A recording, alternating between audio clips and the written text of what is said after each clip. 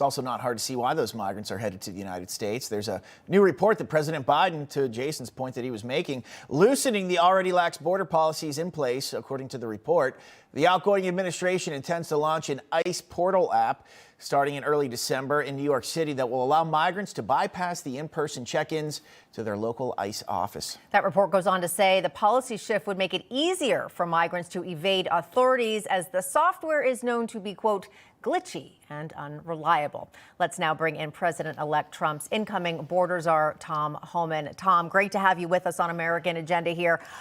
So many people heard your name, hear what you're planning to do to secure our border again, and say it's overdue, it's about time. But then you hear about this current administration continuing to make it easier for illegals to come in. How quickly do you think you can shut this down?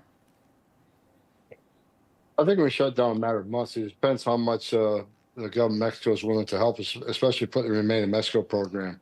And look, I just want to do a shout out. Jason Jones, you guys are lucky to have him. Jason, there's nobody in this country knows more about the criminal cartels down in Mexico than Jason Jones. I'm really looking for his help too. So the president got a mandate from the American people. So there's things he can do immediately, and catch and release, put the third safe country agreements in. They're both game changers, but Remain in Mexico is the biggest game changer. So I know discussions already are happening. If we can get the Remain in Mexico program back in quickly, that will move the numbers down incredibly. But ending catch and release on day one is going to send a strong message to the world. You can't cross this border illegally, which is a crime, and get released in the United States. You will be detained or removed. You take a choice.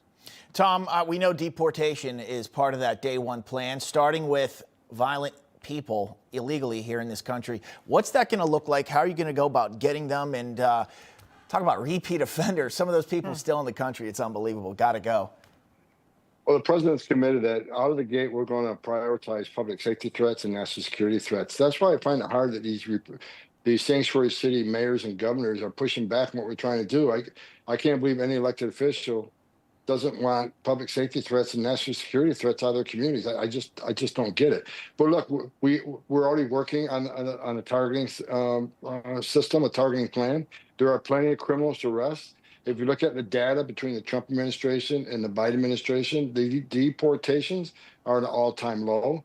Deportations of illegal aliens with criminal convictions is down 74%, even though the Biden administration lied to the American people, said public safety threats are going to be the main priority. They weren't. So we got a target-rich environment. We got over 700,000 illegal aliens with a felony conviction walking the streets. So they'll be a target along national security threats. But I want to send a clear message. Prioritization doesn't mean everybody else is off the table. If you're in the United States illegally, you got a problem. For the millions of people that have been released in this country by this administration making a false claim to asylum, you look at the court data. Over the last 10 years, nearly 9 out of 10 people who claim asylum at the border will get an order removal. They will be executed and they will be removed, because if we don't, what the hell are we doing? If we let them stay, then you're never going to fix the border. You're never going to fix the system if we let them stay. That's right. There have to be consequences, of course. And again, I know that's what you're planning to implement. We referenced something about some of these liberal lawmakers in different states kind of pushing back. And for example, LA City Councilman Hugo Soto Martinez suggests that Los Angeles will not be enforcing Trump's immigration laws. Here's what he said. We wanted to make it very clear that that although the federal government has a lot of power over, the resources, that the city of Los Angeles will not be collaborating or using any city resource to enforce his deportation machine.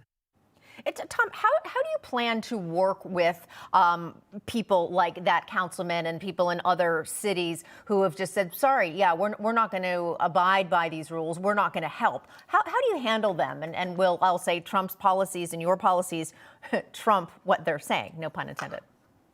Actually, federal law trumps state and local law every time. So if you're not going to help, get the hell out of the way. Because we're coming. We're doing it. And they're not going to stop us. And look, I've sent warnings out. There are certain federal laws they need to get themselves familiar with, such as impediment of a federal law enforcement officer, such as harboring, concealing. If you knowingly harbor and conceal illegal alien, that's a felony. So they can not assist, and they can be a pain in our butts, but don't cross the line. And look, I've said this: if will certainly be helpful to have local law enforcement assistance, especially if things go bad quick and there's actually a violent situation where an officer's or someone in the public's life is put at immediate danger. I find it hard to believe local law enforcement would respond to help, but if they do, they do. But I just can't, like this councilman, what is he thinking? Not helping the federal government remove public safety threats out of his constituency. His number one responsibility is to protect the community he represents. So why would you push back on this? We've been clear we're going to prioritize public safety threats. So look, we don't want to help, get the hell out of the way. If I got to send twice as many officers to LA because we're not getting any assistance, and that's what we're going to do. We got a mandate. President Trump's serious about this. I'm serious about this. This is going to happen with or without you. Hopefully with you, but if not, it will happen anyways. Let's talk more about some crime here that's in the country. TDA, Tren de Aragua, that Venezuelan gang, Tom, they're in at least 17 states right now. I guess there's reports they had previously discussed setting up their HQ in Denver, Colorado. This is a two-part question here. Talk about them, but then the CBP One app, which makes it very easy for people from all over the world to get into this country. What you're going to do with that? We'll end it. Going to end that and end the CHNV, where they're flying thousands of people into our inner city airports from Cuba, Nicaragua, Haiti, and Venezuela. I mean, all that is alien smuggling. Look, this administration is lying to the American people, say the border numbers are down. If you add up the Border Patrol still catching, what they're bringing in through the CBP One app, what they're bringing in through the CHNV, plus the number of gotaways, they're still at historic highs. They just created two buckets that they claim are legal pathways, which are not. They'll lose it in court once it gets to court. So the numbers are still high. Tren de Agua, they're a priority target. Tren de Agua, they're on notice. Their days of terror of American communities is about to come to an end. And same with MS-13. There was over 116 known alien gangs operating in this country, and they're going to be a top priority because of the public safety threat they pose. Tom, we have about 30 seconds left, but I want you to just look at this. There's also the story out of New York City. A man linked to TDA, Tren de Aragua, was seen smirking and laughing his way through his court hearing as he was being accused of breaking into a prosecutor's apartment and robbing her while also performing a lewd act. We talked about repeat criminals, people who are here illegally, who continue to break the law. There will be consequences for that. What message do you have for a man like that, people like that who are still thinking, oh, watch me, I'm going to be coming into the United States? What would you say to them, to him directly? I'm looking forward to meeting him. So we're going to put him on a plane. We're going to send his butt home, and we're going to protect the American communities. Him and all the other criminal aliens who are not only here illegally, but they're attacking U.S. citizens and they're endangering our communities. I'm looking forward to meeting them all. Tom Homan. Officially on notice, sounds like. Put him on notice. Sir, thanks for coming on. Stop back soon. Thank you, sir.